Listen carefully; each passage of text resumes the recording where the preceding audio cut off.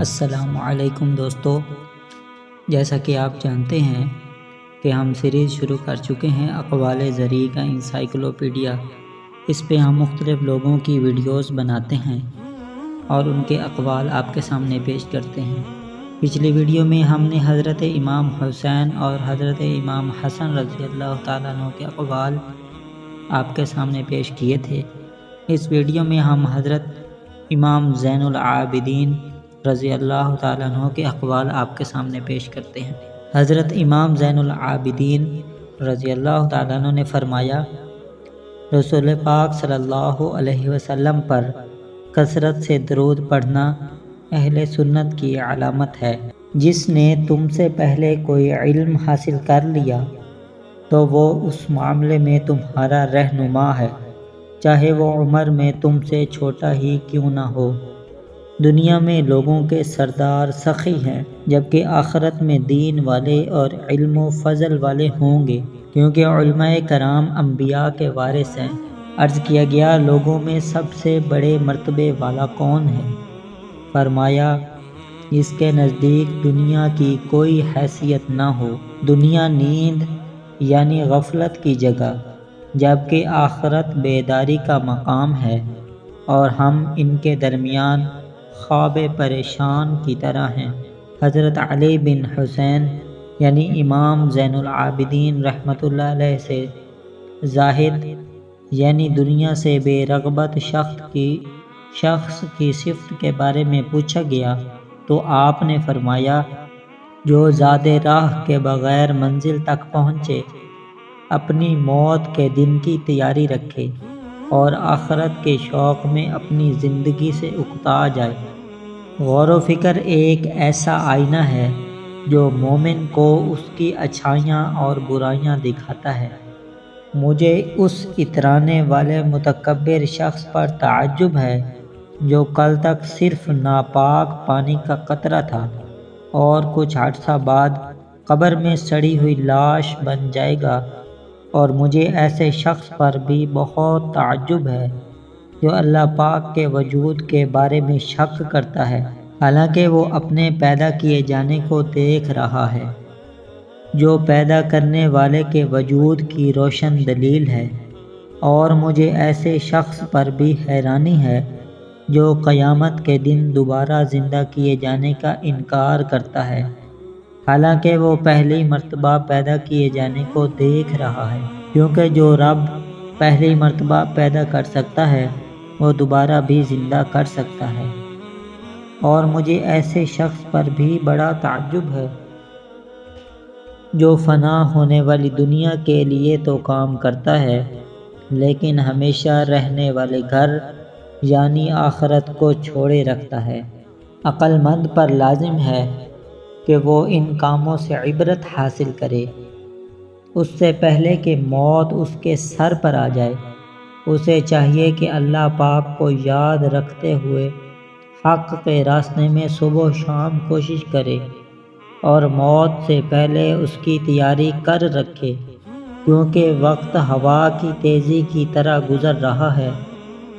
وہ لوگ کہاں ہیں جو نبیوں اور رسولوں کا انکار کرتے اور انہیں جھٹلاتے رہے؟ خدا کی قسم، وہ مر چکے، اور عن قریب یہ ساری کائنات ختم ہونے والی ہے۔ بس اس کائنات میں فرشتے، جنات اور انسانوں میں سے کوئی باقی نہیں بچے گا۔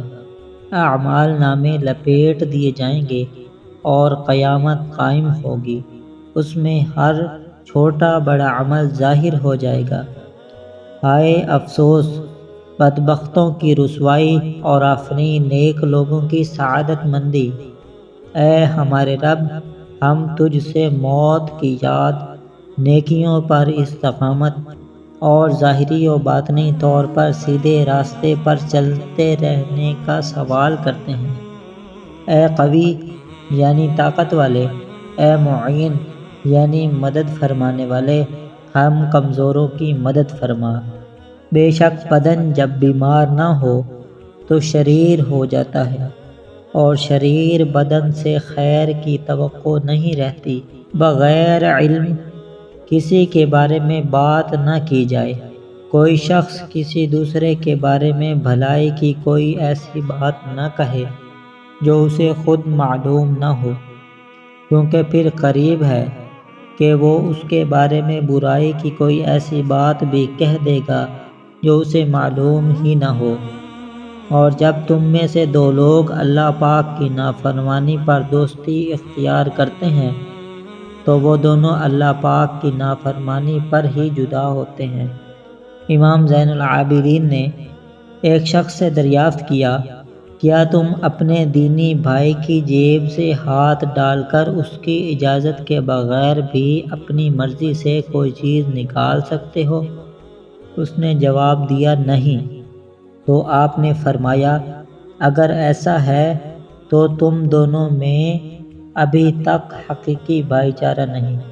کسی بھی شخص سے ہرگز دشمنی نہ رکھو، اگرچہ تمہارا خیال ہو کہ وہ تمہیں کوئی نقصان نہیں پہنچائے گا، اور کسی کے تحفہ کو ہرگز گھٹیا نہ جانو، اگرچہ تمہارے خیال میں وہ تمہیں کوئی نفع نہیں دے گا، کیونکہ تم نہیں جانتے کہ کب تمہیں اپنے دوست کی ضرورت پڑ جائے، اور تم نہیں جانتے کہ کب اپنے دشمن سے ڈرنا پڑے۔ اور جب کوئی تمہارے پاس عذر معافی مانگنے کا کوئی سبب لے کر آئے تو اس کا عذر قبول کرو، اگرچہ تم جانتے ہو کہ وہ شخص جھوٹا ہے۔ تقسیم الہی پر رضامندی ہی حقیقت میں غنا ہے۔ جو اپنے لیے اللہ پاک کی تقسیم پر راضی رہا تو وہ لوگوں میں سب سے زیادہ غنی ہے۔ تقدیر کے ناپسندیدہ امور یعنی سختیوں پر راضی رہنا یقین کے اعلیٰ درجات میں سے ہے۔ اے میرے بیٹے، سختیوں پر صبر کرو، کسی کے حقوق ضائع نہ کرو، اور اپنے بھائی کو ایسے کام میں نہ ڈالو جس کا نقصان تمہارے لیے اس کے عارضی نفع سے زیادہ ہو۔ بے شک اس نے تمہیں اپنی محبت کا قیدی بنا لیا جس نے تمہارا احسان ماننے میں پہل کی۔ سخی وہ نہیں جو مانگنے والوں کو دیتا ہے، بلکہ سخی وہ ہے جو اللہ پاک کے فرما برداروں کے حقوق کی ادائیگی میں پہل کرتا ہے اور اپنی تعریف کا خواہش مند نہیں ہوتا، بشرطیہ کہ وہ بارگاہ خداوندی سے کامل ثواب کا یقین رکھے۔